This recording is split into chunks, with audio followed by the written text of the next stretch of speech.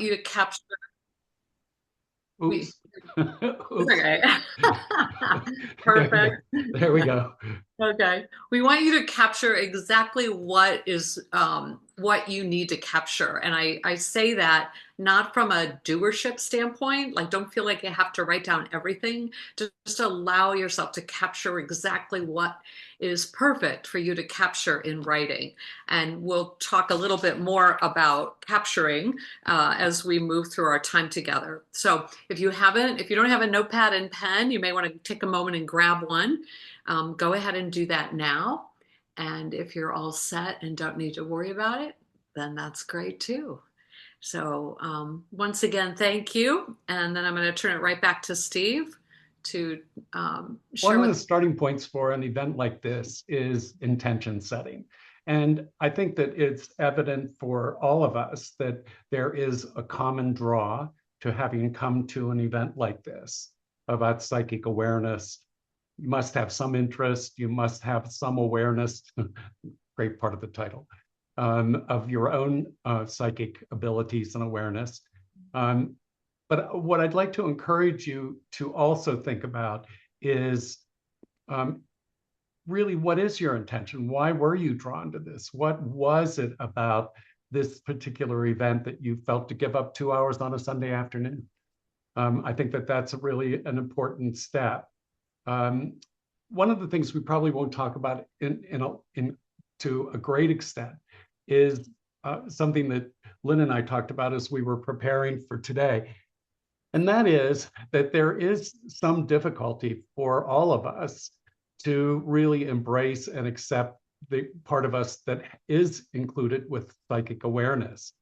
I point blank attribute that to some of the bad press on the psychic community. I think that there is a degree of psychic awareness that can leave us feeling confused or different or even at times unsafe. Lynn, do you have something to add on to that? Nope, keep going. Okay, all right. So the intention piece on this is really, that whole idea as you are really entering into this and thinking about it. What is it that you want to get out of this? What is it that you're really looking to know and learn and understand about yourself? Now, I also will say to you, this is a little bit more on the technical side, because there are currently 25 people on this Zoom call. We're really not able to take all the questions. We would love to take questions, but in order for us to get through what we would like to share with you, it's not possible. There may be a little bit of time at the end of this session to take some questions. We'll see how it goes. But what Lynn and I have agreed to do is to offer another free 2-hour session on March 15th. Again, 2 hours Sunday afternoon. And during that time, we're going to do a couple of things, one of which is we'll do some experiential stuff, but mostly we'll be there and available to answer your questions. So as you move through today, if you find yourself having questions and kind of a little bit frustrated that you can't get them answered right away, my support of you is to write them down and to, send them to either to Lynn or me. We'll give you our email addresses at the end of today so that you'll have an opportunity to send those to us, and we'll be prepared then to give you a great answer on the next session in March. I did mention the technical piece, which is, that you're blocked from putting your audio on. We, again, in sensitivity to 25 people, I know some people, we would get into a lot of questions and we would love to do that, but it really isn't an option today with the number of people if we are intent on getting through our agenda. The other thing that I'd like to ask you is if you do have your camera on, which we welcome you to have on, but to remember that if you, for whatever reason, have something going on or you need to do, just turn your camera off if you need to do something that might create some diversion for other people that are online and have their cameras on also. Okay, I hope that covers we got the technical pieces covered. Yep. Oh, good. All right. Very good. So we'd like to first start off with what psychic awareness actually is and what it isn't. And I know this is going to provide a lot of clarity for the folks that I'm aware of that are on this Zoom session with us. I'm going to you'll be hearing from us about the details of the five psychic senses, commonly known as the five clairs. Do you want to bullet the next? There it is. Oh, okay. We're really all right. Great. So the five clairs, which this may come as a surprise to some of you, they actually aren't what we typically consider ancient, particularly in the metaphysical and psychic worlds. They're actually a modern framework for the different types of intuitive perceptions that people have had over millennia. And the term clair is actually French for clear. So you can, clearly, you can go through each one and think in terms of clear sight, clear hearing, clear touch, clear taste, and clear smell. The clairs are special gifts.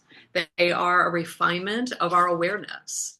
And throughout our lifetime, we can be super strong in clair audience or one of the other clairs, and then as life often changes, sometimes faster than we like, our intuitive senses in the clairs can change.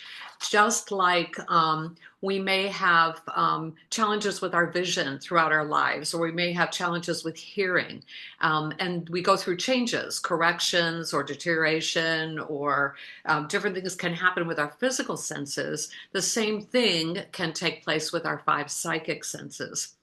And in fact, you can really consider the five clairs in perfect alignment with our physical senses.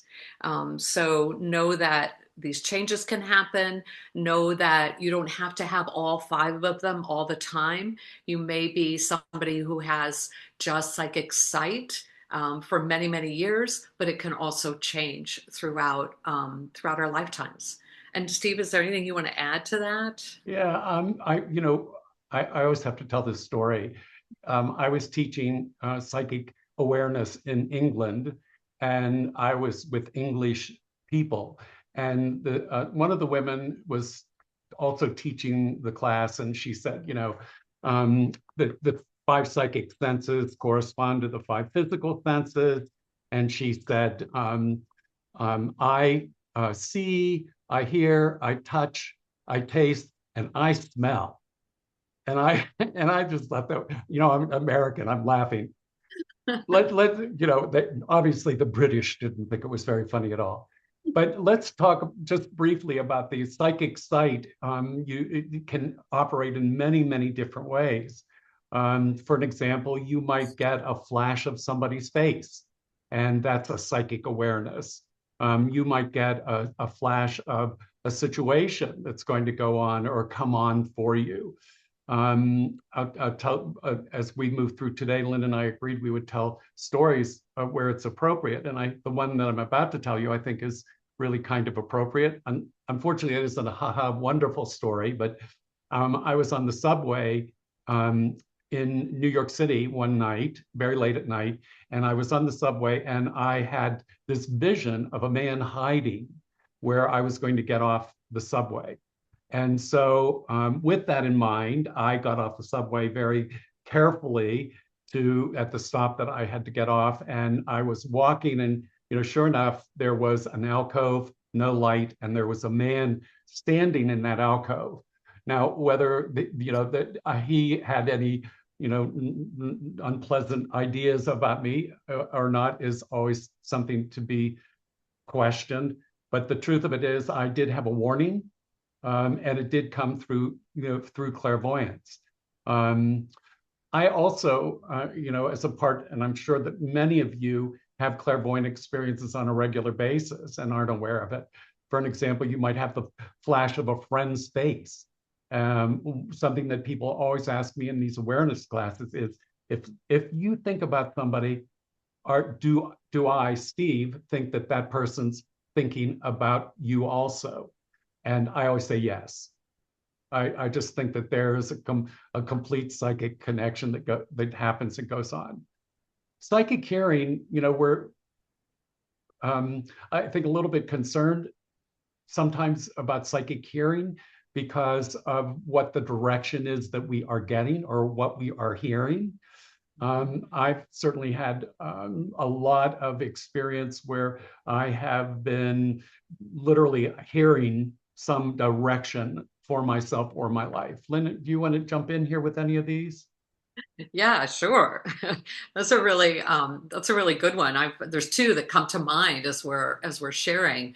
One was very, very early, like close to 40 years ago, at the beginning of my crystal healing practice, where I was working with a client, completely separate and independent from her. I worked with a wonderful chiropractor in the city I was living with at the time, and he had been retired from a regular practice, but I was fortunate enough to get some couple of years in with him before he transitioned. And he had this very distinctive voice. And while I was working with this one client, she was sharing with me that she had some real issues with her right shoulder. And so I'm energetically working in the area, and I just in my thought asked, almost in prayer, asked for some direction, for supporting her in a healing way for that, in that session. And before I even finished my sentence, here came his voice with exactly where to put the tips of my fingers on her shoulder and shoulder area to help facilitate the movement of energy. And I didn't even think about it. I didn't even question it and go, oh my God, there he is. I just immediately put my fingertips where he was guiding me to. And with that, the whole sense of energy of him being present was gone. And within moments, she took in a very, very deep breath and she exhaled very long. And she said, I can't believe this, but the pressure is gone. She said, I've had it for months. The pressure is gone. And it was really a positive and exciting experience. And of course, immediately after that, I was like, oh my God, how did that happen? It was very early on in my work. But through Steve as a mentor for me and through my own teachings and experiences, I've come to understand further what that experience was all about. So that might be useful for some of you as well, for some experiences you've had in the past. And that's a great story too about psychic touch, Yeah. because part of the work that people are doing. But I can talk about psychic touch in another way too, which is, have you ever touched someone and felt really good with them? Have you ever touched somebody and maybe shaking hands that I don't feel really good vibration coming from this person? And I think that there's a lot of people that feel those kinds of responses and they don't do what we do, which is go, oh, I just got a psychic hit. This is not somebody that I really want to further get, to know further. We're kind of worn. Psychic taste, the easiest way that I can talk about that is it can be almost like a memory. You have a favorite Indian restaurant, for an example, that you like to go to, and all of a sudden, you just have this overwhelming taste in your mouth of the Indian food. Now, you could think that's maybe a memory, but a consciousness versus an actual tasting are two very different things. And the more we think about the five psychic senses, the more we believe in them, the more we trust them, the more they're going really to come to life and be more active for us. The last one, psychic smell, is kind of an interesting one too. Lynn, did you have anything on taste or smell?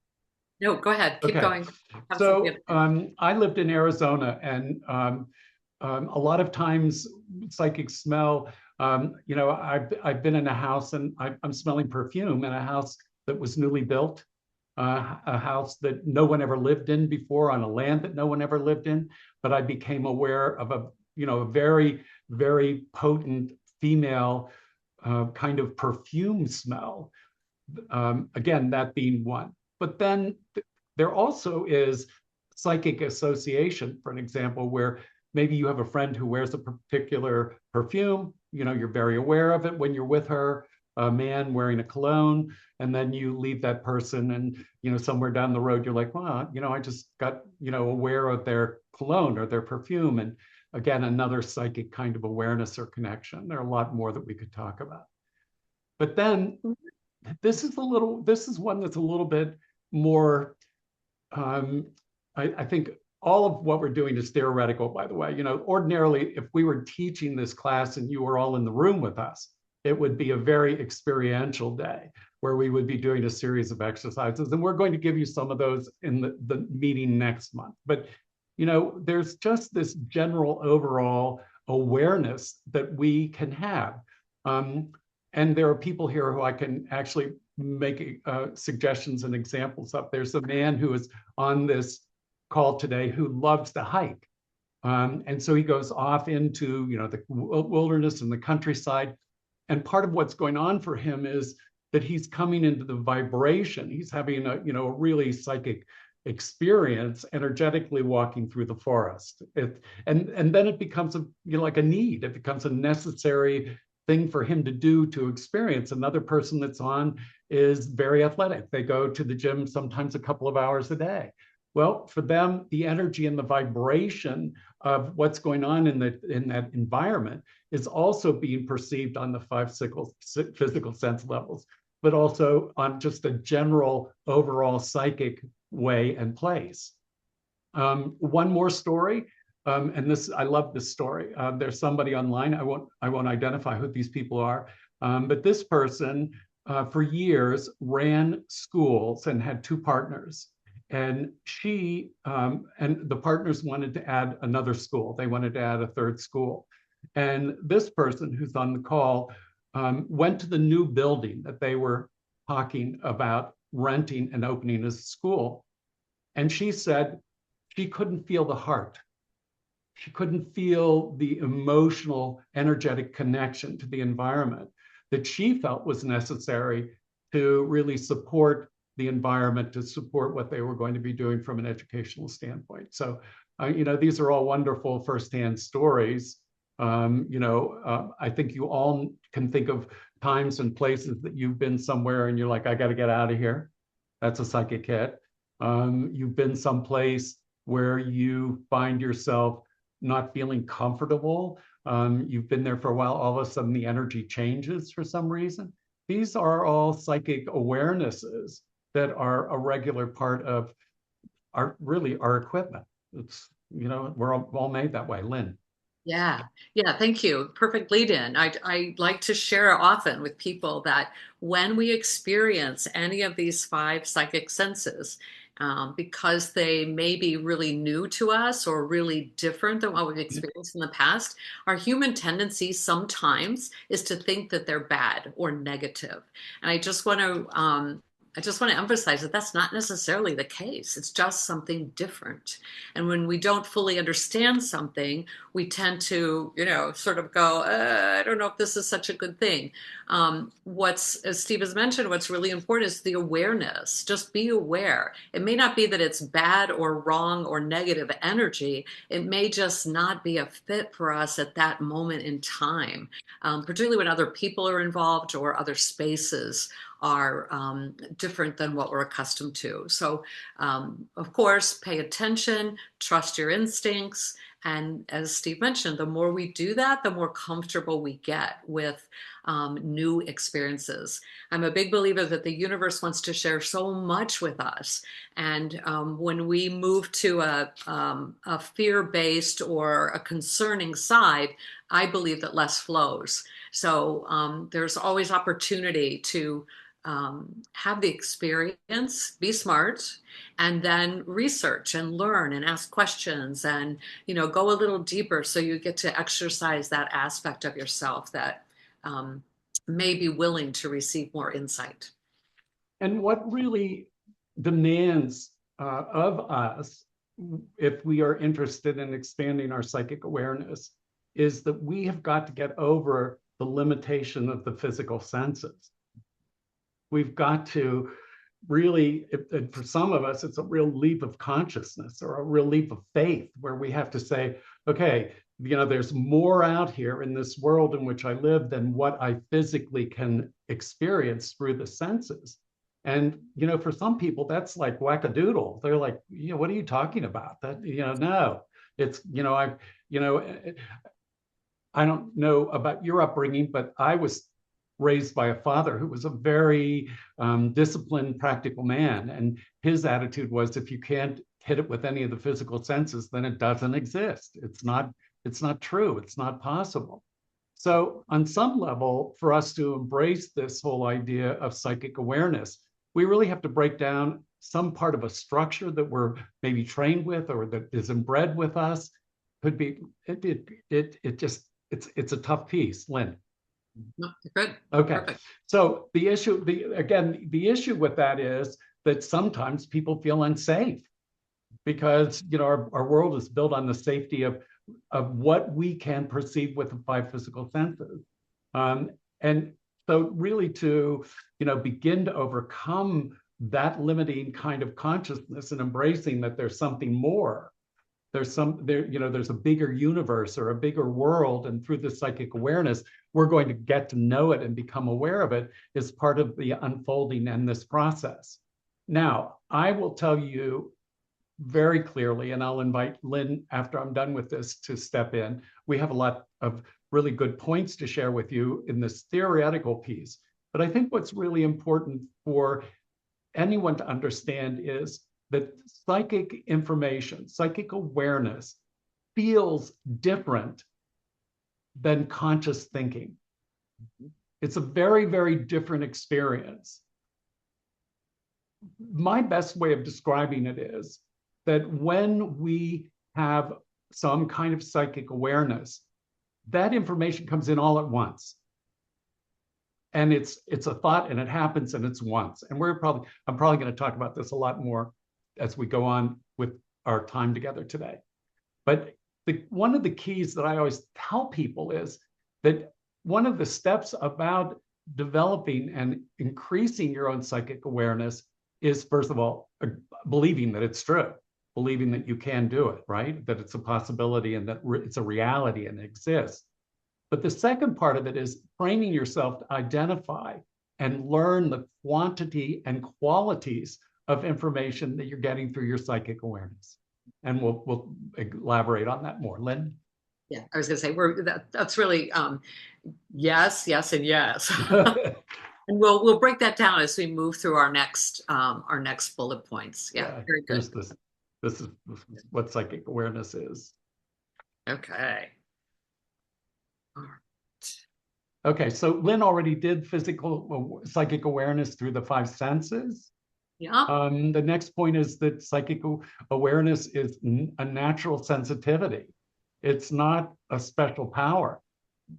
We are all born with this ability, and these abilities are really innate to every single one of us, and every one of us uses it to some degree or another. There's wonderful documentation written in like the 1930s and 40s about, I remember very distinctly the story about a mother, her son's out in the garage, he's working on his car, the car falls off the jacks, he's pinned under the car, and the mother goes out and she lifts the car up. And, incredible strength that comes from what is the source of that without, physically hurting her body. But it is innate to who and what we all are. Unfortunately, we really discourage it in our children in particular. Again, when I lived in New York, I knew a young woman whose parents continued to encourage her to embrace her imaginary friend. And so she was like 17 or 18 years old, and she was still, walking around with this imaginary friend who, from a psychic awareness standpoint, did exist in an energetic and friendly form. So, Lynn. Love that. Absolutely love that. No, I'm good. Thank you. Yeah. So I'll move on then. Yeah, you good? Yep, number 3. All right, got it. So moving on, psychic awareness is subtle and quiet, not loud and dramatic.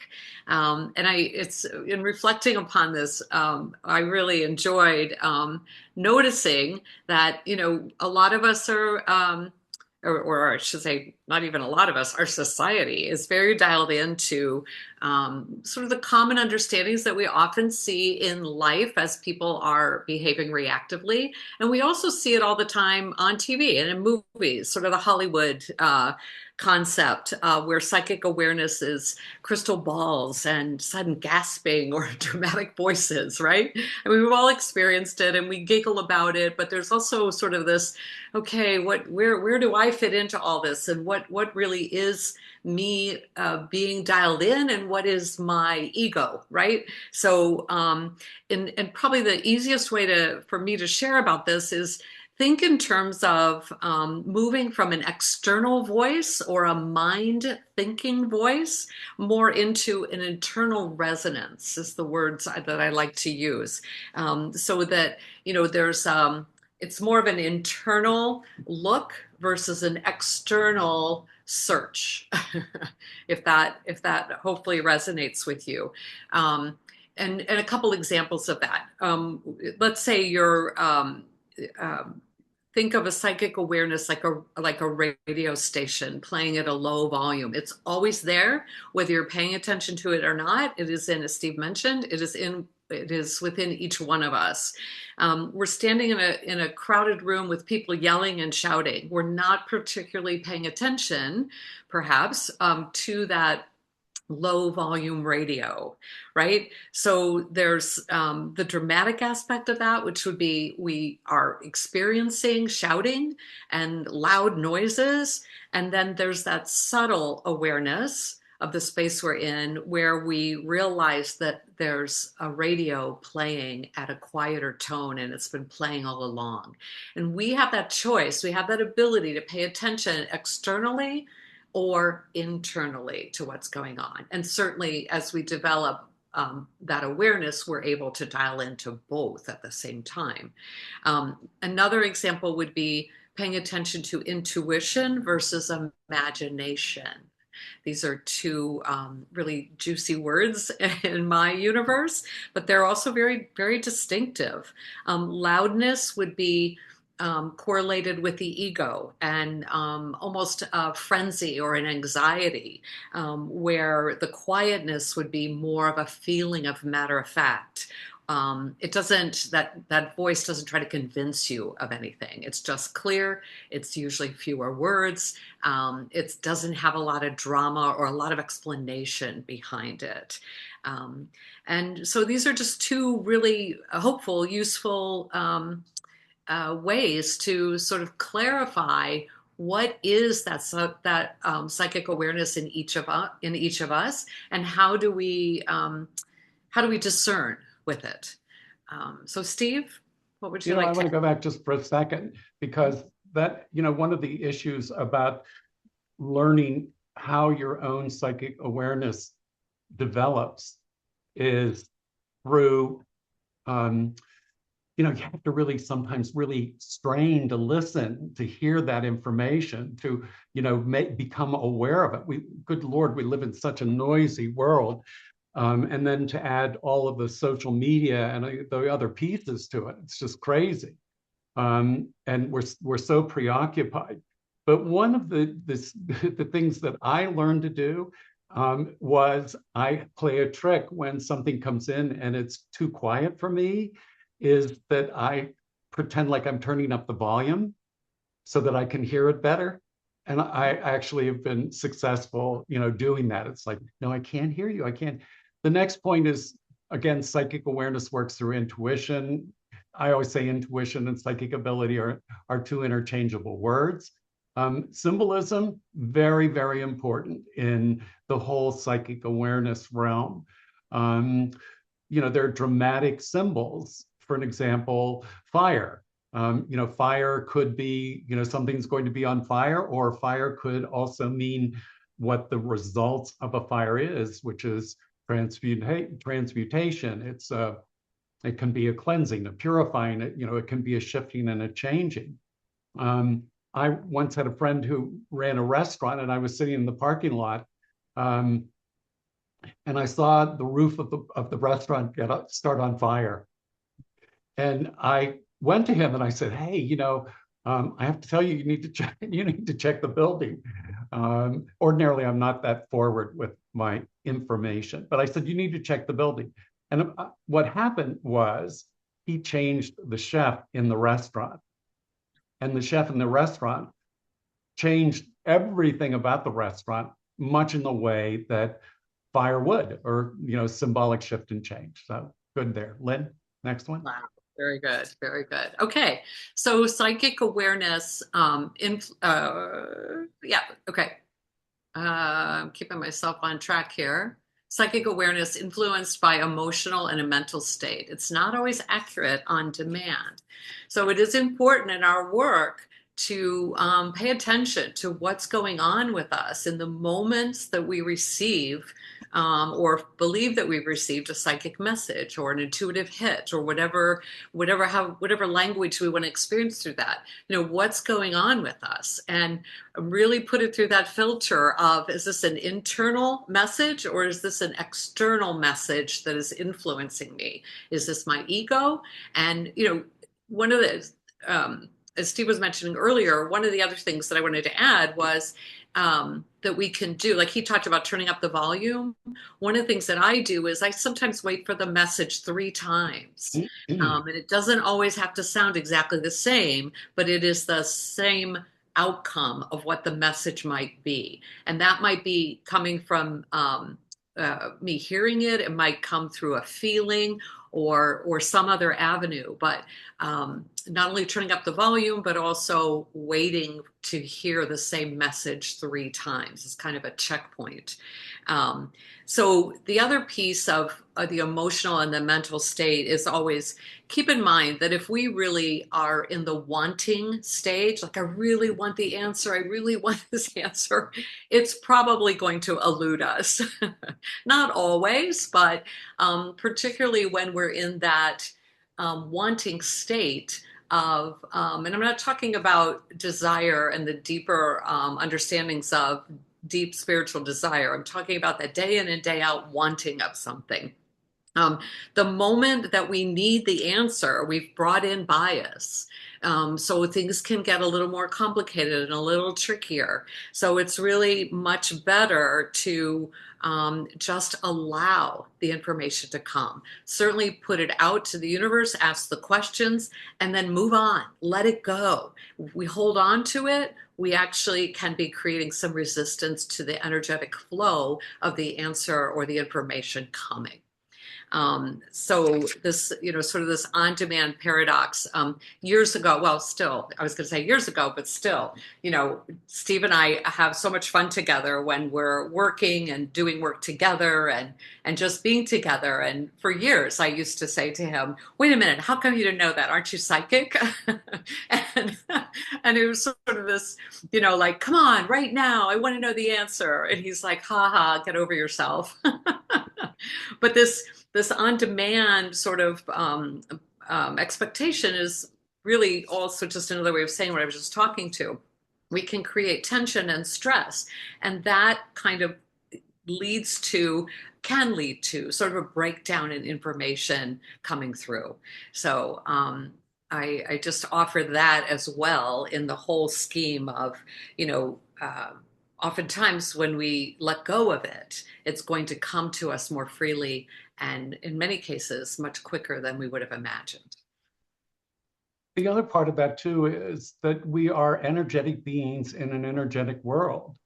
And the tough part about psychic awareness is that that all operates individually based upon who we are physically, mentally, and emotionally.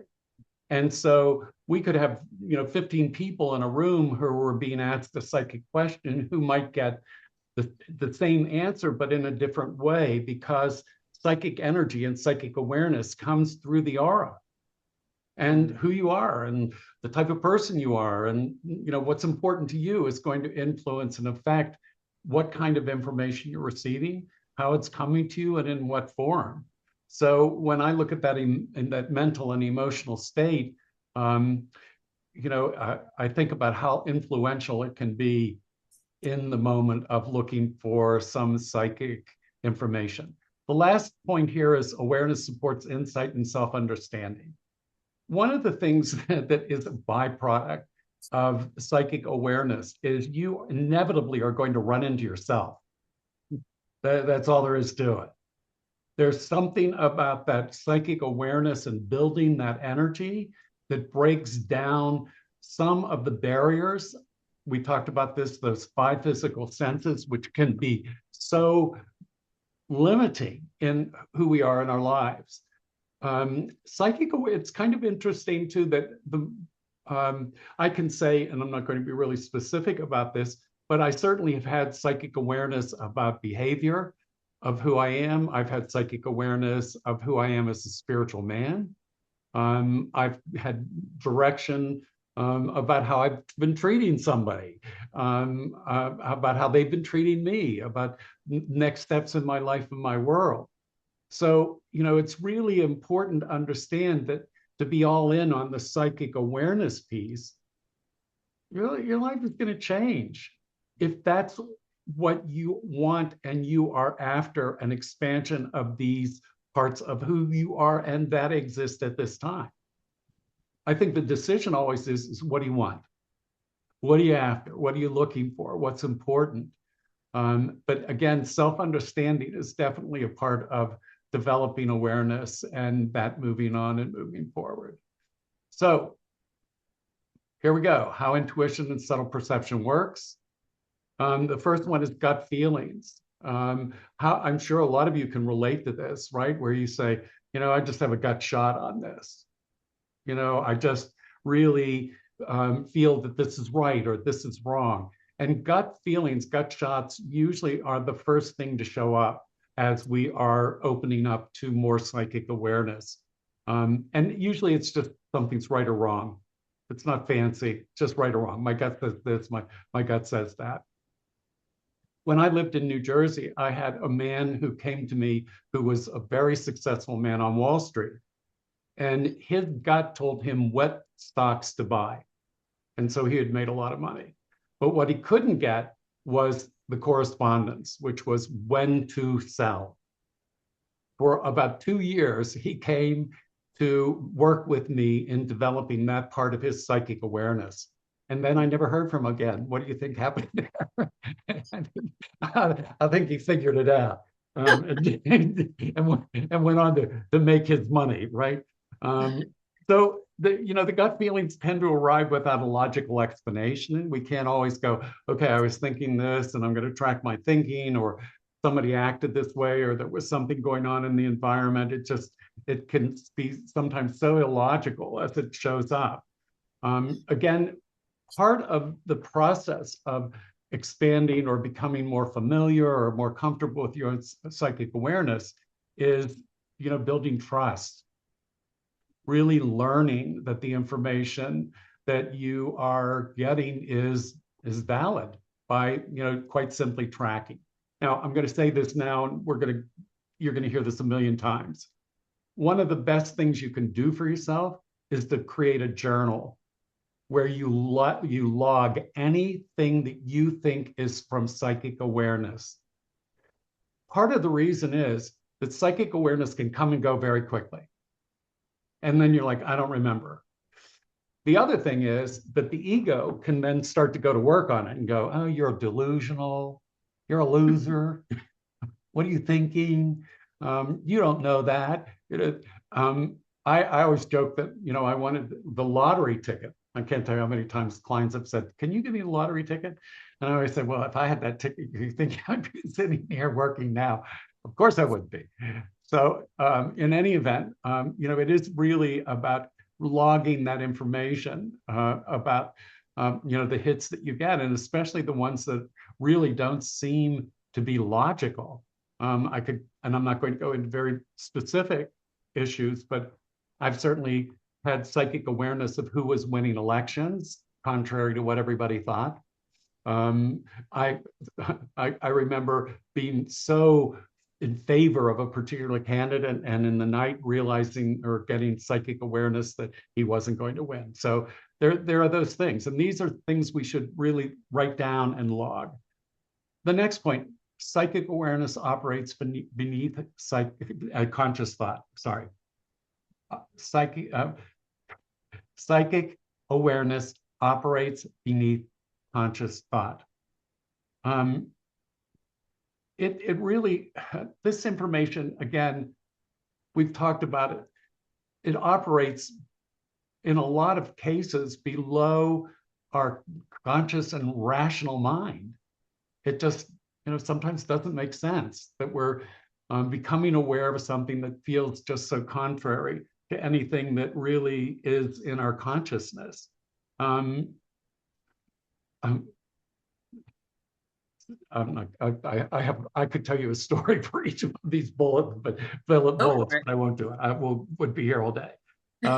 Again, intuition, it really, this perception really comes, it doesn't really come from analysis or overthinking. That's why it's kind of weird to start to learn that if you are a person who does a lot of really conscious thinking, that psychic awareness really may not flow in those terms. And that can be particularly challenging for you if you're a person who has a real, strong, maybe even some pride about how good your thinking is, or your logic is, or your thinking processes. So it really can come to really be challenged through psychic awareness, and it's challenged if you want to expand it. Sudden knowing, it's like, how do I know this? Where is this guy? The bullet really speaks for itself. It really is this sense of information can arrive instantly. Do this, do that, go here, go there. And again, based upon your awareness and knowledge of the quality and quantity of your own psychic information and awareness, you know whether to act on it or not. Inner images or symbols, we talked about that earlier. And this can be very personal, right? I know probably if we talk to a lot of people who have a sense of their inner images and symbols, they would be talking about the fact that they're really aware of certain symbols being important to them, and are really symbolic of that kind of psychic awareness, that it tells them, it brings them information, it brings them knowing. Years ago, I was involved in a work situation, and one night I woke up and I was aware that there was a woman who I worked with that was doing a lot of Xeroxing. And what that led to was that she actually, who I thought was a friend, was Xeroxing a lot of the work that I had been doing, because she was making a case against me and my work. But there it came through a Xerox machine as being, the symbol. I was like, what does this mean? Physical sensation, I think, is one of the pieces that most people talk about and think about. Goosebumps, chills in the spine. If I had hair standing on end, some of those kinds of things. Lynn, do you have anything on the physical sensations? Yeah, I sure do. The goosebumps, God bumps, whatever we want to call them, that physical sensation is a really big one for me that I can now, 20 years ago, I couldn't have articulated this.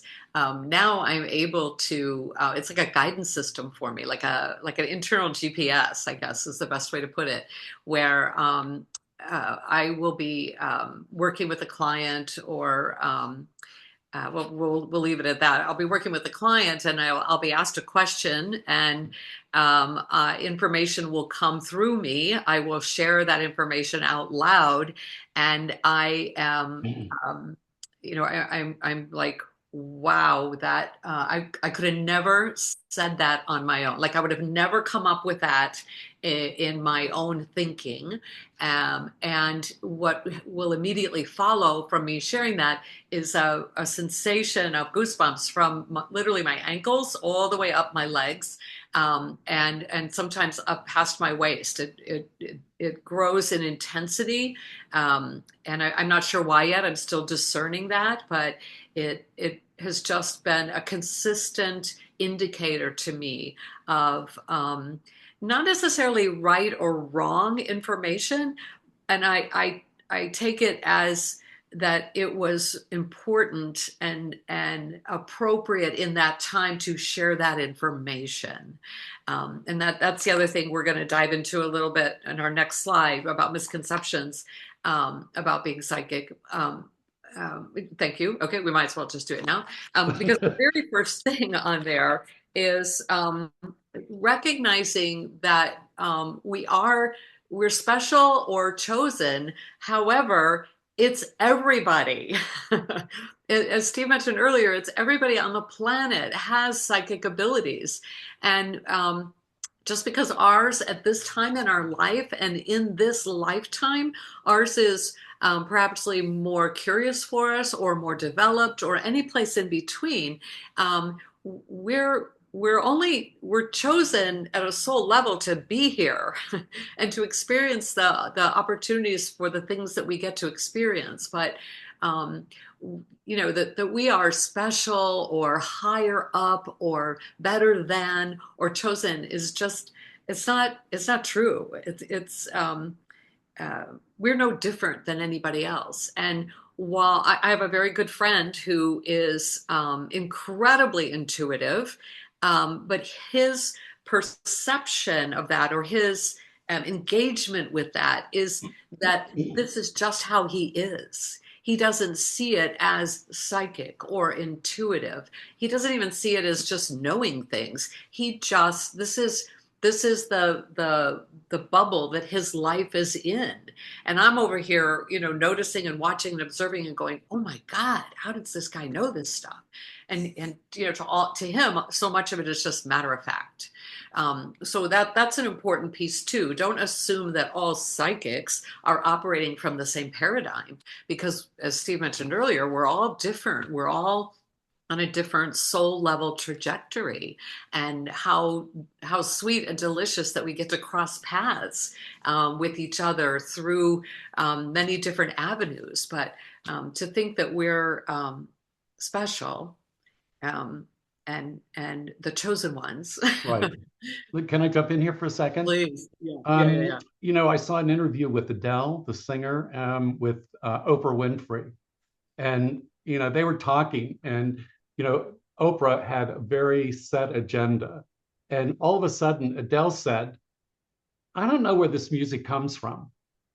She said, "It just comes through me," and she said, "And some of it I don't even like." And I thought that was a really, kind of a, interesting comment, because, Mozart claimed that he never wrote music, that he just wrote down what he heard.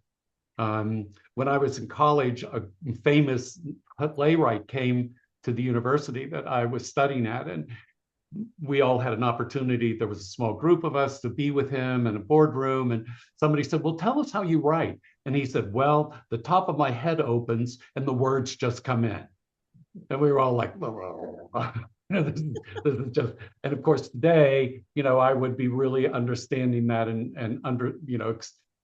certainly having more to say to him and about that. But there is that whole idea that everything that is existing is already known in the universe, and that we really can make ourselves aware of not just information about our lives, but in our world. There's a woman who is named Alice Bailey. She's not alive any longer, but she wrote probably 20 books. And in the very first page of the book, of those books, she writes that she did not write these books, that somebody came to her who said that he was the Tibetan, and he dictated the books, and she, wrote them and wrote it down.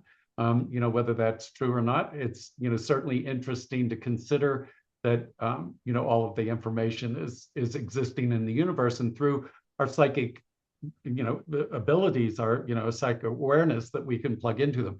I met this guy once, and I said to him, "What are you doing today?" And he said, "I'm trying to capture the information that's going through the airways from one bank that is transferring money to another bank. I'm trying.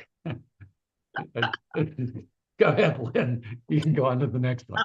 All right, very good. I like it. I like it. All right, being psychic means you're always right. Just not true. Just plain and simple, not true. And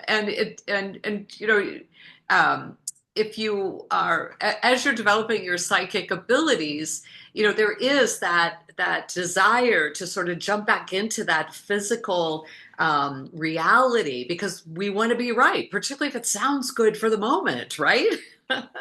But it's never quite like that. There's always movement, there's always energy, and energy is always in movement, just like our emotions. It's all in motion, in movement, and it needs to be for those creative opportunities to surface. It needs to be for our awarenesses to be challenged and opened further. There's a wonderful story, which I'm probably not going to do justice to, that I heard many, many years ago in a meditation ashram that I used to study in, where a farming family had one son, and he was, of course, handling a lot of the work on the farm. And one day, an accident happened while he was riding, and he fell and he broke his leg, and the family was devastated. They're like, oh no, this is the guy that's helping us produce what we need to produce, and now he has a broken leg. And everybody was disappointed and sad and heartbroken, and what are we going to do? 3 days later, the army came in and collected all the single men that were able to go to war. And the same guy, the same broken leg, everybody was cheering and excited. And so these are just two steps in the story, but you can get the idea of circumstances change all the time. And so to look for yourself to be right is not a good idea.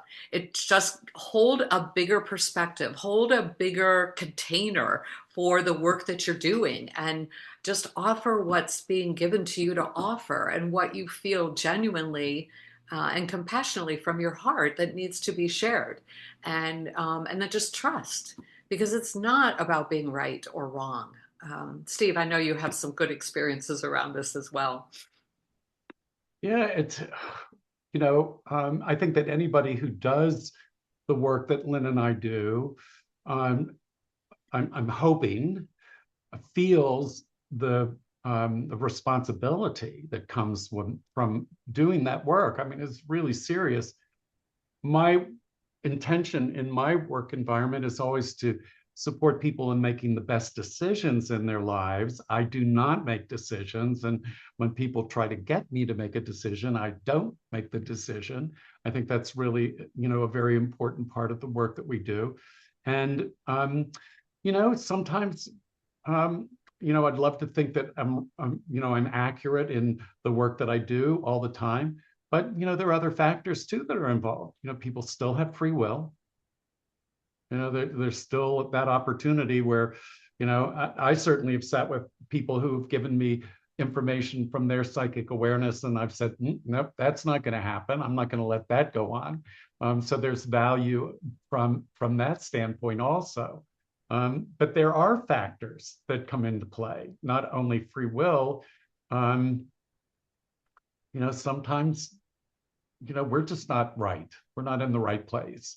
Hopefully, we're doing our own diligence and checking in and saying, should I be doing my work today? Is this a really good day for me to do it? But try as I might, there have been times that I was sure that the information I had was correct, and it wasn't. And, that unfortunately is a part of it. So, Yeah, very good. Okay. Psychics can read minds on command. Um, no. Again, for so many of the reasons that we've already talked about, this is not. I mean, maybe it might happen, but on command for me implies an egoic desire, and that's not always that's definitely not the most productive way to go. I'll put it that way. We all want to know, right? We want to know what we want to know, and sometimes it's not never about the knowing or the end result. It's about what steps we take to get there that are way more important than what the outcome is. So you know the this. Reading minds, it's not even really reading minds either, but that whole, you know, spontaneous, instant, here's the answer kind of thing, it's just not what our work is about and what we would discourage in our teachings of people who want to develop their psychic ability. Anything to add there, Steve? Yeah, there's a morality issue there for me. Yeah. You know, I certainly don't want anybody in rooting around my head. And so why would I, you know, do that with someone else? Now, I will say to you that when I was much younger, you know, there were times that, you know, I was able to, how do I want to say this, through my psychic awareness, know what somebody was thinking in a particular moment. Actually, believe it or not, when Lynn and I met 45 years ago, we were both in the fashion industry. And, you know, I can remember once being in a meeting with someone and saying something to my employee, and she started to cry. And she said, the only person that knows that is my father. And I really didn't, it wasn't a conscious thing that I did. I wasn't willingly, you know, reading her mind or her energy. Um, I had some people come to dinner, not people that I knew really well, but some people come to dinner. The guy was my client, his girlfriend was with him, and he sat down and he said, no, I don't want you to do that psychic thing you do. And I was like, oh, that's really icky. I would never, Yeah. I wouldn't do that to anybody. But I also had a friend who used to always say, come on, Steve, come on, I know what you do. What am I thinking? And I would go, nothing. There's nothing. There's absolutely nothing going on there. All right, go on. You can go to the Yeah, next and book. that leads perfectly into bullet number four. If you're psychic, you can see visions all the time. Yeah, yeah, yeah. And again, this I know you've heard it before, heard us both say it, but it just goes back to integrity.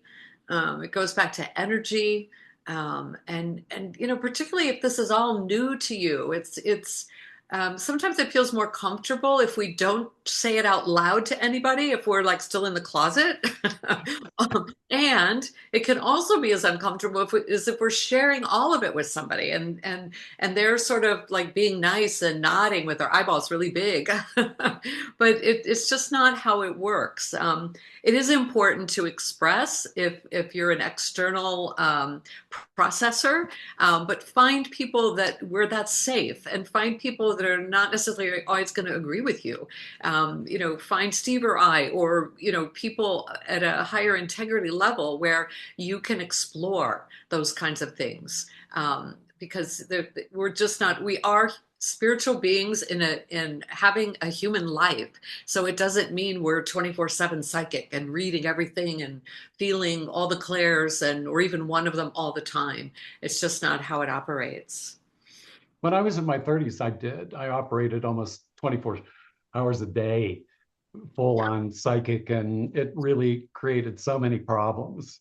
Um, Problems with other people, you know, problems with me being grounded, you know, me being in, you know, the real world. I will say to you, though, that now, being the age that I am, I tend to really operate, you know, in a lot with a lot of visions on a daily basis. And I think that there are a lot of reasons for that. I'm older. My physical body doesn't have the demand or doesn't create the demand that it has over the years when I was younger.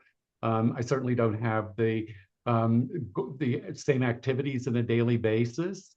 But I will also tell you that what I just said about the physical body, and we're going to talk about this later, is can also be achieved through diet, exercise, and rest, and meditation, and those kinds of practices. So, all right, so you can go on to the next next point. Really, in the same vein as the next two. The physical abilities mean you can always predict the future, and being psychic means you're ungrounded and impractical. And it can be those things, but it doesn't have to be. And we'll all be much more productive if we, really pull this apart a little bit. Um, you know, Always predicting the future 24/7 is. Uh, I think it can have some limitations in terms of, living our human life. And not that we should necessarily push any psychic hits or intuitive experiences aside, but just keeping them in perspective. And as we receive them, whether we're doing healing work or whether we're just, learning more about ourselves, there is that, that opportunity to integrate. I personally don't believe that we're here to just be human and not be intuitive and psychic. And I don't believe in the opposite either, that we're only here to be intuitive and psychic and not, the human experience. I think they both complement each other and help each other, um, help us grow spiritually. And then, being psychic means you're ungrounded and impractical. It certainly can be. Steve gave a great example of when he was younger. I too have had those experiences of being really ungrounded and impractical. And I'll just share a quick story. My psychic experiences started in my late 20s. Well, my awareness of them started in my late 20s. And then as I grew into learning more and having more experiences, I was able to track some experiences I had as far back as 3 years old. And that was pretty exciting. And as and many of you who know me on this call know that I had a corporate life, like Steve mentioned, and that life was all about climbing the corporate ladder and all about doing and thinking and maneuvering in the world, right? And then, um, fast forward, and there's so many stories prior to this, but fast forward, I went through many, many corporate realignments and downsizings, and always was fortunate enough to, I'm going to say fortunate enough to keep my job. And then new company, third merger and downsizing, and I got the golden parachute. And on that day, I remember being so excited. I'd been set free and so terrified at the same time. It was in my mind, it was impractical for me to not have a salary, a company car, vacations, and something to do every day. Right. And it was very ungrounding for me to very quickly have to learn to be self disciplined versus responding to what the external world wanted me to do. And it was very ungrounding for me to not have a paycheck coming in every month or every week. So you kind of get the idea that and what was happening for me was my psychic emergence. I mean, in a much bigger way.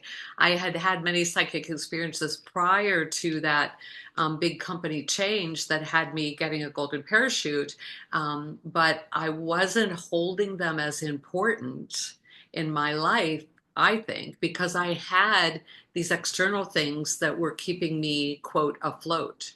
And so there was a huge shift that had to happen with me, and it was a little scary, but I'm so grateful for it now as I look back. All right. So then the next, second to the last, psychic awareness is dangerous and dark. I spoke a little bit to this earlier. When we start having different experiences in our lives that are not what we're accustomed to, we can tend to think that something's wrong with them. Just like, unfortunately, sometimes we hear another person's point of view. We don't agree with it, so they must be wrong and we must be right. And this is where we, sort of can short circuit ourselves. Life doesn't need to be like that. Life is not black and white. There's a whole lot of gray matter. And as we learn to maneuver and invite in more gray matter, we learn more. We expand our experiences. We learn magnificent things like love is much more than we ever imagined it to be. Compassion, integrity, all of these virtues that we've heard the words, but we have a chance to experience them differently. So, as you grow in your psychic awareness, don't assume that everything that's foreign to you is dangerous or dark. It's just not. It's just new information. And as I spoke earlier, just be smart about it. Think about it, ask for some help and support, read up on it, inform yourself. You'll be drawn to what you need to be drawn to, and trusting that is certainly a big part of the work. And Well, Steve, will you speak to the last part? well, I think over the years, I've met people who are in various stage of psychic awareness unfolding.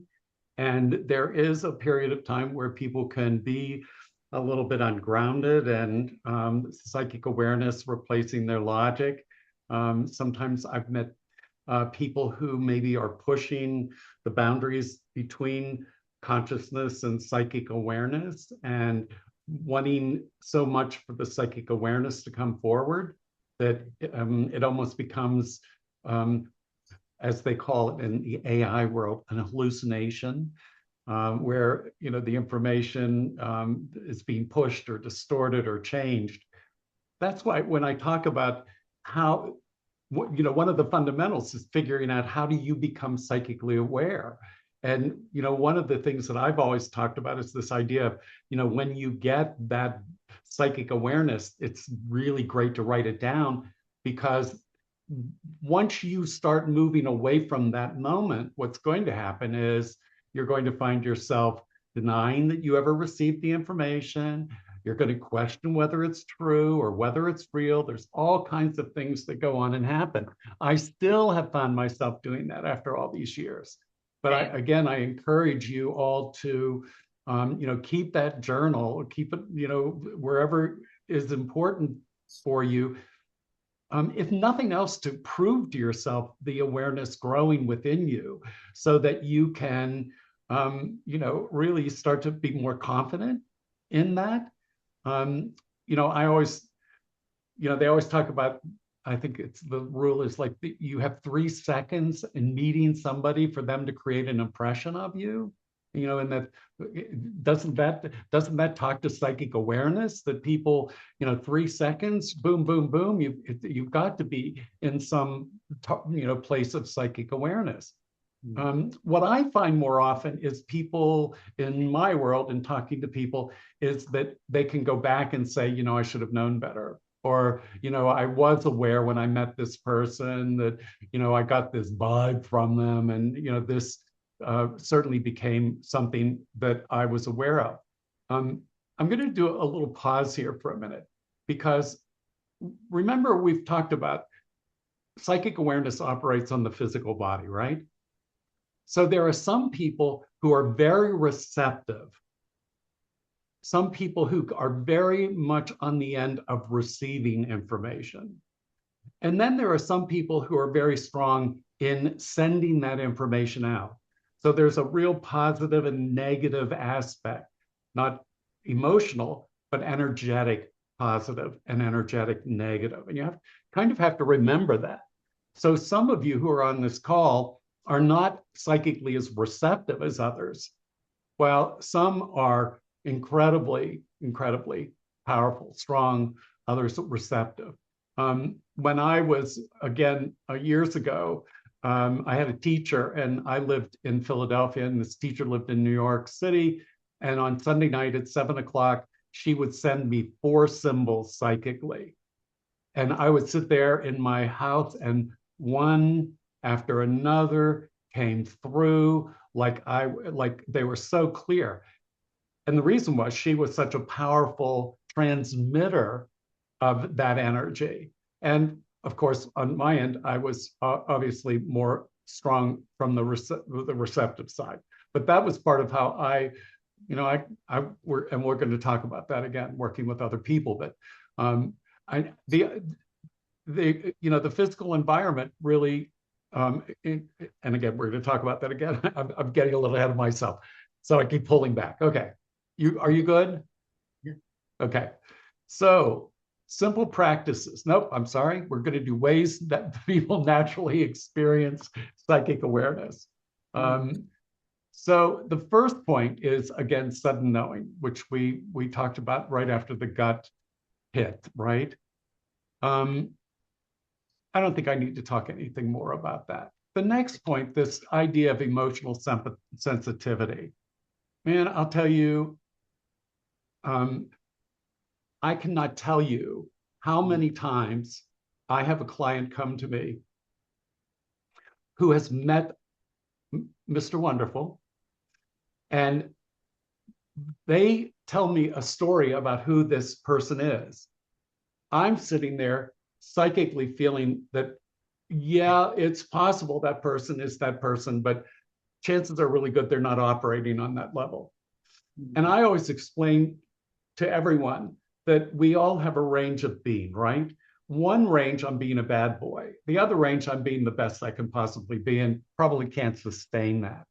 But most of us live our lives in the middle, right? That's the kind of the middle place, hopefully, that where we are.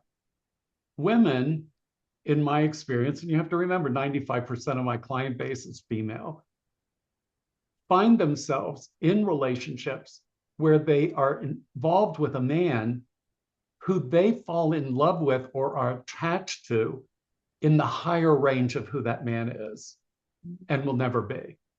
And that comes from that emotional sensitivity and empathy of the second point. Lynn, do you have anything to say on Yeah. Been there, done that. that? I'm sure you remember. What's that? Which time? Well, one Uh, in particular, yeah. I yeah, mean, yeah, there yeah. was a man I There's met a, that I this was is like, what oh, happens when you've known each other over 40 years, right? yeah, exactly. Yeah. No, So again, the next point is physical sensation and the body-based signals that we talked about earlier. Um, it's kind of interesting that over the years, I also have become aware in my physical body of what's going on in someone else's body from time to time. It doesn't mean that every person I'm around that I'm aware of it. But certainly with psychic awareness, if you're with somebody who, really has some emotional grieving or heavy heart that's going on with them, you could become aware of that. Mhm. This is one of those places where I think that being really conscious and checking in with yourself and saying, is this really me? Am I feeling this? Is this going on around me? Right now the world's pretty unusual energetically, and a lot of people that I'm working with are coming to me and talking to me about their lives, and I have to point out that, it's much about the world and the world energy as it is about their personal lives right now. So, that becomes a really, the physical symptoms. Um, at one time, I lived in a two family house, and I would go to the psychics, and they would always say to me, "Steve, what is all of the fighting going on in your house?" And I was like, I live alone. There's no. And one night, I was home on a Saturday on a weekend night, and I was laying on the sofa, and I had my hand on the floor watching TV, and all of a sudden, I got all of the impressions, and I got the answer. And the man who lived downstairs was abusing his wife. Sadly enough, that energy came through the building. I carried that energy with me. So it really is also one of those kind of environmental and physical ideas that are also there too. Mental impressions, we've talked about images and words and symbols. Um, I think where the development and the unfolding and the advancement of the psychic awareness that we have is by really kind of starting to monitor our thinking and the thoughts and the ideas that are coming in and through our minds. Especially that one question about, is this really mine? Am I really thinking this? Or is it the person sitting next to me? One of the ways I trained myself and expanded my psychic awareness was I used to get on the subway in New York City and ride for hours, and I would just go down, down, down, down. Who's that person? What do they feel like? Are they happy? Are they sad? Next person. What am I feeling with this person? And I would just go up and down the subway for hours doing that. And, obviously I wasn't doing anything to interfere with who that person was. I wasn't really, in my mind, breaking any spiritual law by doing that. I was just, again, doing that perception. The other thing that I did, and Lynn will remember this, was I never let anyone in my house for a year, because people leave residual vibration. And I wanted to take my psychic awareness to a new level. And so I did that. One of the side effects was I didn't have to clean as much because nobody was coming to visit. But during that year period, Lynn was the only person that I left come in, into the house. And there were really some very significant happenings for me in my own psychic awareness and spiritual growth during that time. Mental impressions. We've really, I think we've talked that through pretty well. Dreams and dream states, insightful, symbolic, or precognitive dreams. My mother and father, after many years of raising their family, sold their home in Pennsylvania and moved to Florida. My mother was bereft that she had left that house. And so every morning she got up and would go into the living room of their new home in Florida, and she would close her eyes and sit in the chair, and she would imagine she was back in her house in Pennsylvania. And she did this day in, day out for month after month. And she said she would sit there until she was comfortable. Well, lo and behold, one night she had a dream. The woman who bought her house told her to get out and never come back again. So here's, again, some kind of, a dream or dream situation. I think probably most of us have had that precognitive experience. There are techniques that you can use.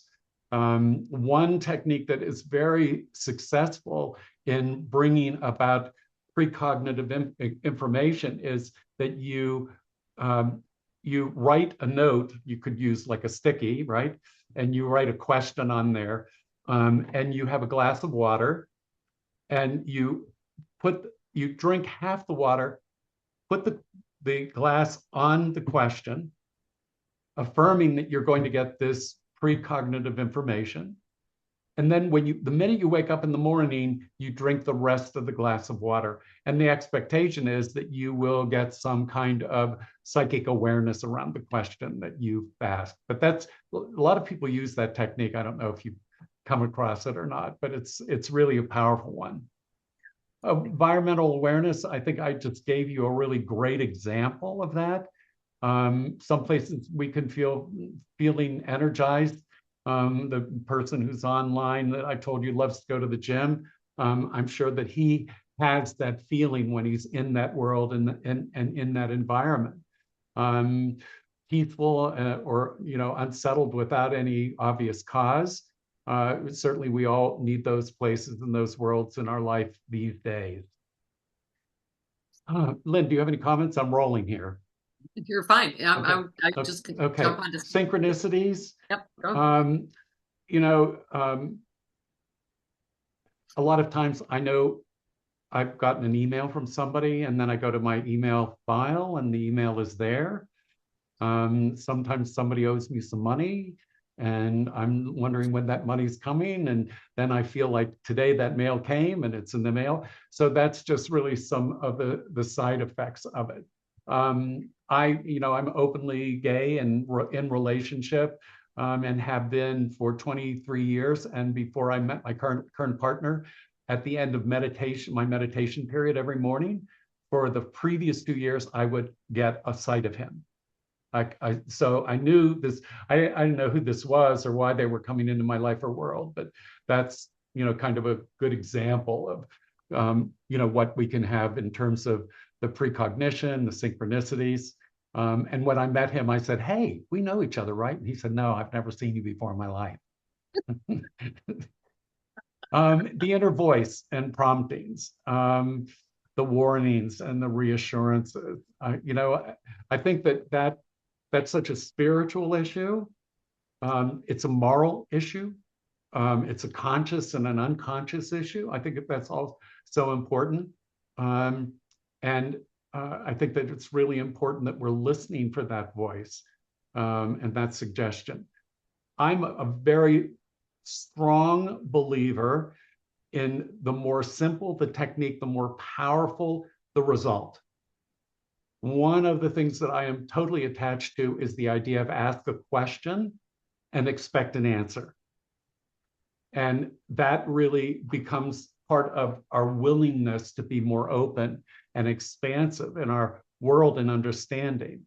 So, I know that sounds really simple, but, there's an emotional element to that.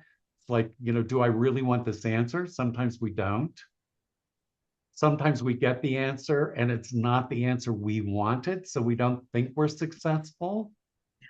Um, I could again tell you a story about being in a relationship where the communication needed to improve, and so I did some, questions. Could this relationship succeed without better communication? Can we communicate better? And one morning I got up and we started just sort of yelling at each other, and I said, "Well, there's my answer." Somebody else might have gone, "You're crazy." No, that was the answer to my question. We could not overcome the communication issue in the relationship. So, all right, all good? Oh, good. Let's roll. All right, so here we go to simple practices to begin noticing and trusting your psychic awareness. All right. Awesome. So, lots of information here. I'm going to guess that every one of you has heard of most of these. And my intention is to offer you perhaps a new perspective or a new angle on some of these bullets. And Steve will be interjecting as well. So, right off the top, daily stillness or meditation. If you're one of those people who just sort of goes, ugh, meditation, I can't do it. I just can't do it. I can't turn off my mind. You're not alone. And just an aside, the goal is to not turn off the mind. The goal is just to move to stillness. So you don't have to use the word meditation. You don't have to put that on your to-do list. Daily stillness might be more service for you, more of service for you. But the fundamentals here are getting some time for you to sit quietly and notice the internal you. And of course, thoughts are going to come. And when one of my teachers used to explain thoughts coming in, like the train coming into the train station, and that thoughts are going to come. As long as we're alive, thoughts are going to come. So it's not about turning them off or forcing them or directing them. It's just about allowing them to keep moving through the station. And eventually, with oftentimes quicker than you think, eventually that those trains coming in through the station will start to take a back seat energetically, and you may find yourself in a place of stillness. And there's always this, I always chuckle when this happens with me. When I get to that place of stillness, sometimes I go, oh, I'm there. And with that, I'm no longer there. So keep that part in mind too. I also want to give you a very brief exercise, I guess is the best way to describe it, for moving into stillness, particularly when you've got something on your mind and you want some type of resolution around it, which stillness and or meditation or whatever you want to call it is extremely useful for. And it's what I call is like a third party pivot. So what you do is you sit quietly, and you with your eyes closed. And by the way, sitting quietly with your eyes closed, in my studies of Kabbalah, there was a big emphasis on the circuitry of the body. And so I do recommend sitting with your feet flat on the floor. Many practices recommend sitting cross-legged. All of them are right and good. None of them are necessarily wrong. Just feel into what works for you. I particularly love the technique I learned through Kabbalah of feet flat on the floor, legs and arms uncrossed. But I also for years studied Eastern meditation, and I sat cross-legged for hours and got great value there too. So try different things and know that you can change them over time. But sit quietly in an open position and imagine in your mind's eye, so your eyes are closed, that you're looking at a situation or even a particular person that maybe you want some resolution. It doesn't need to be a negative thing, could be a positive thing. And imagine that you're looking through a pair of eyes that aren't yours. So some people call this the witness or the observer. But look at the situation or the person involved through a third party, so to speak. And imagine that, and when we do this, there's no stake for the outcome. There's no right or wrong here. We're just looking for information. And the goal here is to have sort of a philosophical distance. Because when we want resolution on something, we're engaged in it, right? Often our ego's engaged in it. We want to figure it out, and we think that that's our to do, when maybe it's all about just backing off, looking at it from a different perspective. So when our ego's not engaged and not on the hook for a particular answer, we again sort of open that door to more guidance and more information and more energetic flow to happen. So keep that as a possibility in your practices for helping yourself develop your psychic awareness. And I also want to speak briefly about time involved with daily stillness or meditation. Nowhere does it say, or let me restate, it might say this somewhere, but nowhere, no place have I personally ever believed that I have to sit for an hour in meditation or stillness, or even 30 minutes. I used to think that, but not anymore. And I haven't thought that for years. Even if it's 5 minutes, the value here is cumulative. So maybe it's 5 minutes in the morning before you start your morning routine. Maybe it's 5 minutes while you're taking a bubble bath. Maybe it's at the end of your day or when you drive home from someplace and you just sit in your car for 5 minutes. That opportunity for stillness doesn't have to be a big production. It can be right where you are. It can be at the close of this Zoom session, to just allow yourself to focus inward and quiet down everything around you. And Steve, I know you have some suggestions around this as well. So I please. do. I have a lot of energy. And so meditation has and is a continual part of my practice. Interestingly enough, I start my day with an hour to an hour and a half of meditation, but I have the time and luxury, so to speak, to do that. And many afternoons, I'll catch another 40 minutes to an hour. When I was in my 30s, what I did was I put on my calendar, I was self-employed at that point, I would put on my calendar a block for 1 hour every single day. And I figured if I scheduled it, I would meditate. And of course, in the beginning, it was really a disaster of great proportion. But what I did was I forced myself to sit in my chair for 1 hour, and I would not let myself out of that chair until that hour was up. And what happened was in the beginning, it was all yakking about my life and what was going on and happening. And then after a while, it became yakking about my life and then a little bit about me. And then over time, it became 50-50. And then it began to be less about my life and more about me. And then the whole idea of the spiritual world and spiritual practice and certainly a psychic awareness, because I was like a dog with a bone about psychic awareness. I never wanted anything more in my life than for the psychic awareness in me to grow and expand. And if you asked me why, I could not tell you. I just would say to you, it was and is.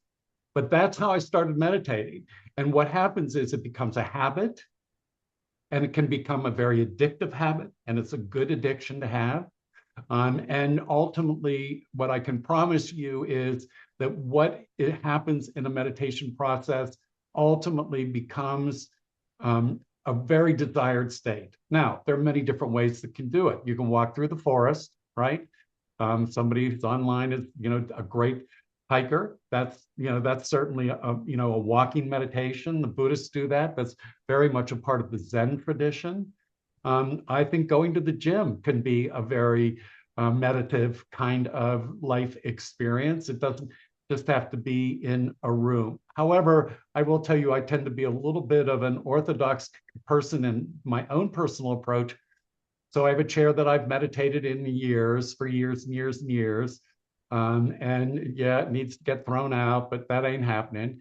And, it's in the same corner in the same place. And, because I don't want to have to deal with reconnecting with an energetic field, reconnecting with an environment that ultimately is going to support my not only my own spiritual practice, but also that psychic awareness that I'm looking to always fine tune because I do that work.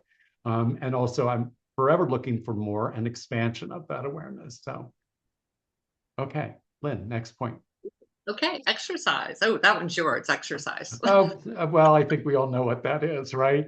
Part of the physical, that we all have a physical issue, right? And that is, and Lynn and I both are breath workers, so we both can talk to this idea that we just in our normal respiration, we never really clear that air that's at the bottom of our lungs.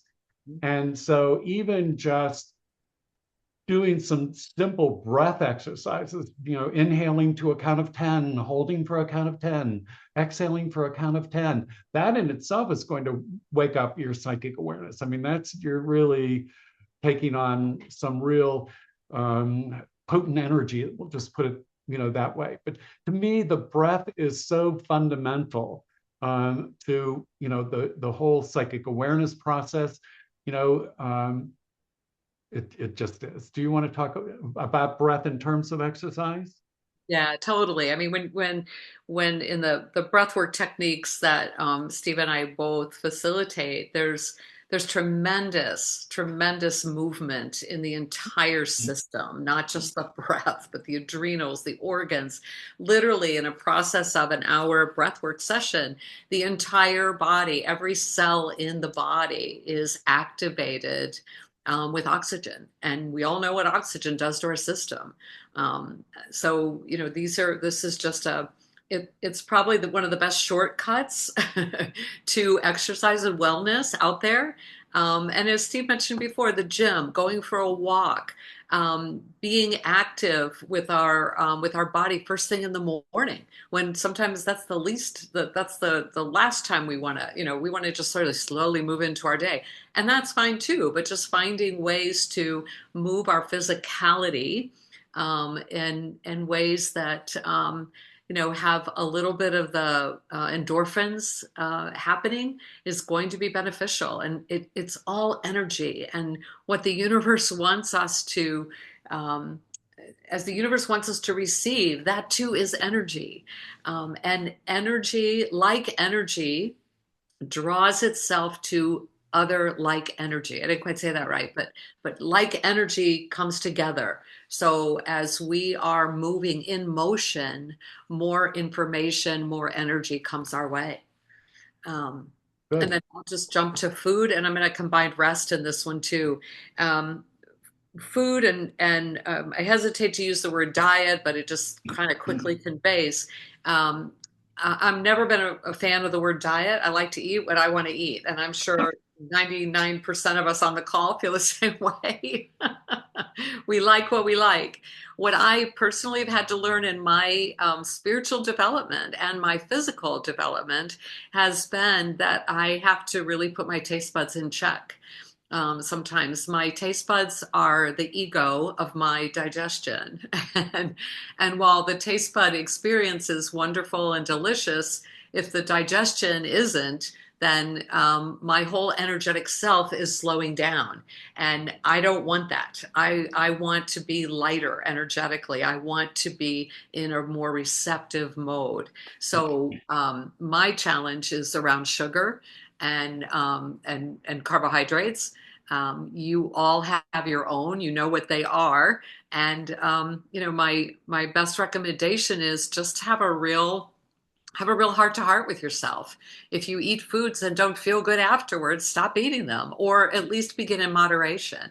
And I think it's a full-time job these days. And for any of us that are over the age of 40, the food that we grew up on is not the food that's available to us today in the grocery stores. We can't assume that we're getting the nutrition that we were getting when we were younger. It's a whole new game. And rest. I notice for me and my as I've developed my spiritual and psychic work over the years, that rest gets very, very different for me.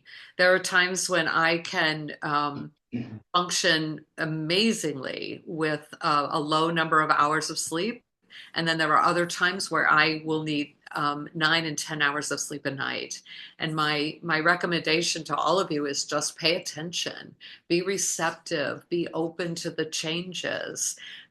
Don't get so hooked on if you feel great in the morning, but you only had 5 or 6 hours of sleep. Pay attention to how you feel. How we feel is way more important than some external structure of what we think we're supposed to be doing. So Steve, please add in anything around food and rest. Yeah, I think they're probably, um, as I kind of say, I'm a little bit more orthodox in my approach. And so, I practiced a vegetarian diet to the best of my ability. The only time that I've ever had any beef or pork is because I was at somebody's house and they snuck it on the table or something like that, since I was in my mid 30s. Traveling internationally always presented a problem, to get enough nutrition. But, again, to support the body, I'm not going to be a square and tell you about, what happens when you take meat in your body and all of those things. But I will tell you that they used to put some kinds of medicines, steroids in the meats, and they would get in my body, and I would feel, if you were anywhere near my age and you drank Boone's Farm, which was a cheap, crappy wine, and you had a horrible reaction in your body, well, that's what the meat would start to taste and feel like for me. One of the things that Lynn talked about that we don't have on the list is the idea of the energetic effect of psychic awareness. Mm-hmm. And this is an important point, because it's important for you as you are experimenting or being involved in your own psychic awareness to kind of do a check-in. How is this impacting my body, and how am I feeling, and what is this making me? What is the impact? There have been times that, for me, the only way I can describe it is because of either what I'm doing or who I'm working with. The psychic awareness can make me high as a kite. I am just high. There's just no two ways about it. And the issue with that is that if I let that happen, because remember, I can still control my body, I can still control my energy, I can make decisions based upon my psychic awareness about the impact, or what I'm willing to feel, or what energy I'm interested in putting out. But the issue with that is, then no matter if I'm that high today, then tomorrow I may be that low. And I can just have that much of a shift. Now, you can think about this, just think about your psychic awareness in terms of, do you have a friend who just sucks you dry energetically? Do you go and visit with somebody, and when you leave, I'm so tired, this person just took all of my energy? That's a psychic awareness moment too. So, it's good to learn, what food do I need to support my psychic awareness? What exercise, what rest? Those are all important things. Lynn mentioned the issue with sugar. Psychic people, it's like when 2 or 3 are gathered together, you can count on there's going to be a chocolate cake. Because there's that sort of emotional thing that psychic people end up getting involved in. So it could just kind of a funny point. Okay, ready to move on? Body awareness is a compass. Go ahead. Yeah. Well, I think we've talked about that. It's just, there are a couple of levels of this. One is a compass on feeling the environment. Am I in the right place? Should I be here? The energy changed. Is this supporting me? Do I, there's just that check-in and really using it as a deciding factor. Do I really want to be here any longer? Do I, is this an environment or people or whatever? Do you want to add to that or you want to go on? No, I was just getting ready to go on to the next one, Okay, but go ahead. I didn't cut you off, did I? No. Okay. So name the first impression, then stop. So as you are exploring and becoming more aware of yourself and your experiences and your psychic experiences, it is really, really useful and can create a much bigger sense of freedom if you just pause and name that first impression and then stop. And this next part, the people who've worked with me on this call, you hear this often, don't make it mean anything. We have an experience, we name it, and then we make it mean something. Or sometimes we don't even name it, we just make it mean something. And that's not necessarily the case. So this practice is really, really useful for helping you develop your own psychic abilities and also your spiritual self, your soul's evolution is just name that impression and then pause. The moment you start making it mean something, you're putting it in a box. You're creating a future that isn't necessarily the one that it has to be, and that we're just missing an opportunity. So I love this, and I just find this so useful to not make things mean something. Just pause. Freud said sometimes a cigar is just a cigar, Gosh, right? just Such, but I also have to say this. I think that there's, we're giving sort of these bullets that are really good suggestions on as goals in development, right? But I think that sometimes along the way you have to do some goofy stuff. You got to name things to learn how it operates for you. I always and I do this, I'm conscious of it. There are times in my life that I actually go out of balance. I intentionally do it because when I come back in, I'm at a higher level. I've grown. I'm higher. We a gazillion years ago, Lynn and I and a group of other people, we used to do these psychic circles at dinner, drinking wine, crazy, not good. Don't do it. We had some, really, very, very amazing, incredible experiences and, some goofy stuff too. Name the first impression, then stop. I'm going to go back and it's the next point, which is that low drama journal. That's a great point. I think those two go together. What I find is that if I get something through my psychic awareness and I describe it and I'm like, blah, blah, blah, blah, blah. And if I use the word and I go on to do another part of a sentence, I have just left the psychic impression. If you do an and, now you're doing some kind of a commentary on the psychic piece that you got and the awareness that was given to you. These are, again, all great questions as you're growing and developing. So that takes us practice with the ordinary, Lynn. okay. You want to go? Wait, actually, will you speak about keep a low drama journal? Because you spoke earlier to psychic awareness journal. Yeah, Is there a I think difference I here? think it's all one and the same. Okay. You know, one of the things as we're developing and the psychic awareness is unfolding, and this depends on who you are, right? You could find yourself really being emotionally responsive to the information that you're receiving. Now, there are other people that are just cool and calm as a cucumber. They're like, oh no, blah blah.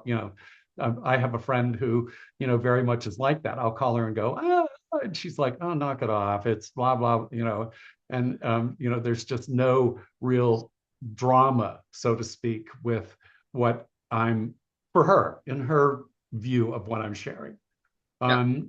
I think that the importance of this is that what we're looking to do is to create a sense in ourselves that psychic awareness is a valuable and innate part of who we are, and that it then doesn't necessarily in every situation require an emotional response. Mm-hmm. practice the ordinary, practice with the ordinary. You want to hit that, Lynn? Yeah, no, that's the one I just texted you about. Oh, okay. All right. Yeah, I got the last one. Okay. Okay. Um, I think the practice with the ordinary is in the beginning while we're developing our psychic awareness. It can be simple things like, um, you know, I mean, these are, I'll just like, the telephone's ringing, who's calling? Mm, mm, mm, mm. Um, um, um, I just got an email. Who's the email from? It could, um, it's those kinds of everyday situations. It could be, getting up in the morning and wondering, who am I going to hear from today? In my world, in my immediate world, um, I have so many people that I'm so in tune with on a regular basis that it's almost like I don't really have to worry about whether I'm in touch with them or not, because over the course of a year, I know I'm going to hear from them, and it's going to be at a time when we need to be in touch with one another, for an example. And I do a lot of question and answers. Those that real simple, what do I need to do to make this thing work? What do I need to do to resolve this situation? Those kinds of really simple things. Which takes us again to the last piece, which is that emotional honesty check. And go ahead. What do you think about that? Yeah, yeah. So that's I really like this one. This is really, as and you've heard Steve and I both talk about, our earlier years and our not so earlier years, and then our current time in our work. And this is pretty key. I mean, there's always that and sometimes it's appropriate that this comes with some humility of checking in emotionally with ourselves. And it's just us. So we can, the ego can go to the beach. We don't have to, we don't have to engage in that, but just really looking for what our inner truth is and what our inner guidance system is all about at that period of asking. And then my invitation to you is to ask regularly, because we change and we evolve and we learn more and we expand and contract all the time. And so having that comfort level with ourselves of emotionally, honestly, and humbly checking in with ourselves to you know even in terms of like what's next and what needs to be shifted or changed, all of these avenues. And you'll, in that space of stillness where you're asking this question, and really it doesn't have to be stillness, but that it can be most useful in that space. What's really at hand here? And through that, we get a better sense of who we are and what we're here to do. Steve, please. Oh, this is such an important issue. I think about myself in terms of being parts that are then the whole of who I am. And when I'm working, I'm doing my best to not be judgmental.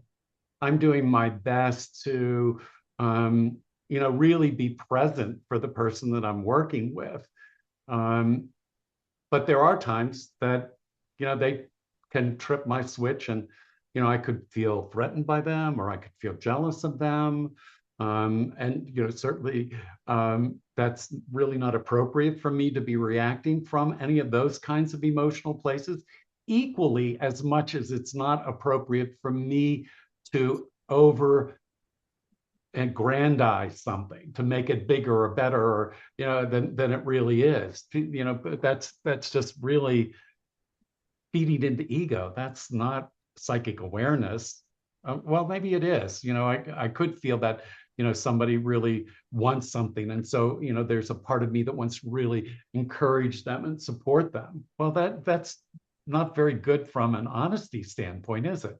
That person's not going to be trusting me to come back around for me or for my work. All right, so let's go on because we're running out of time here, believe it or not. It zoomed by. The three golden rules of psychic awareness. And these are three to really keep in mind. Psychic awareness guides us to act in kindness to all beings, honoring our own well-being, and releasing attachment to the ego. Let me put these in other words. Psychic awareness never directs us to hurt ourselves in any way. Psychic awareness never directs us to hurt someone else. And it never really puffs up our ego. And if that's happening, there's something else going on. That's more of something from the physical body. If we really think we're these, amazing and terrific people. And, really easy to get certainly shot down pretty easily. So, all right, next steps. All right. March 15th, another 2 hours. You're welcome. Free event again. We've recorded today, and today's recording, along with the recording from the session in March, are going to be available. And we're asking a small donation of $50 if you're interested in that recording. When I was thinking about this is like a really, incredible class, because not only will you get the recording, but also we will be sending to you the AI recap of what went on today. So there'll be a written form as well as the video itself. Lynn, why don't you talk about your work, and then I'll talk about mine, and we'll try to wrap up in these 2 minutes because we want to honor everyone's time. Awesome. Thanks, Steve. All right. So I just wanted to let all of you know a little bit about what I'm up to. I think most of the people that know me on this call know that I have moved back to Indianapolis. And I'm very excited to let you know that I have dates set on the calendar for a number of classes on numerology, level 1, 2, and 3. And these are going to be available in Cincinnati, Ohio, as well as Indianapolis, Indiana. And I am open for business with crystal healing, private crystal healing sessions, private breathwork sessions, and just returned from Tucson, Arizona Gem Show. And I'm very excited about 65 cases over there on the other side of the room that will be unpacked starting tonight. So for those of you that are crystal lovers or even curious, we'll have on the screen here in just a minute how you can reach me. And live in Indianapolis, come and help unpack the boxes. And you can do that too. Yeah. We'll work for crystals. Yeah.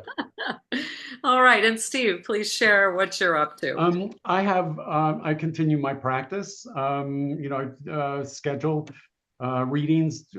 I'm doing Zoom calls now. It's really quite great. I also do, I do numerology, but not to the extent that Lynn does. I also have really branched out to be doing quite a bit of mentoring, and that can be across the board of a lot of different things. I do have books out for sale. You might want to pick this up. This is called The Secret Key, and it's up on Amazon, and you can also get it from me. This book is like a primer on psychic development. It talks about a lot of what we talked about today, but it has some really cool exercises in it, some of which we'll be using next month.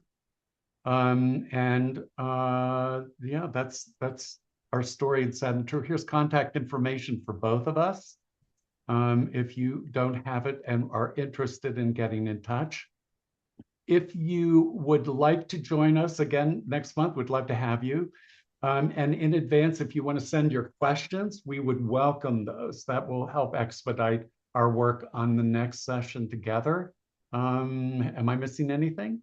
I think you've got it. Yeah. All Take right. a screenshot, guys, of this if you haven't written it all down. And yeah, this has just been a delight. Great. All right. Well, Yeah. thank you all very much. This has been great fun. Yes. I've really enjoyed this, and I hope you have too. And we'll look forward to hearing your responses and also see you next month. All right. Bye for now. Thanks, everyone. Bye-bye.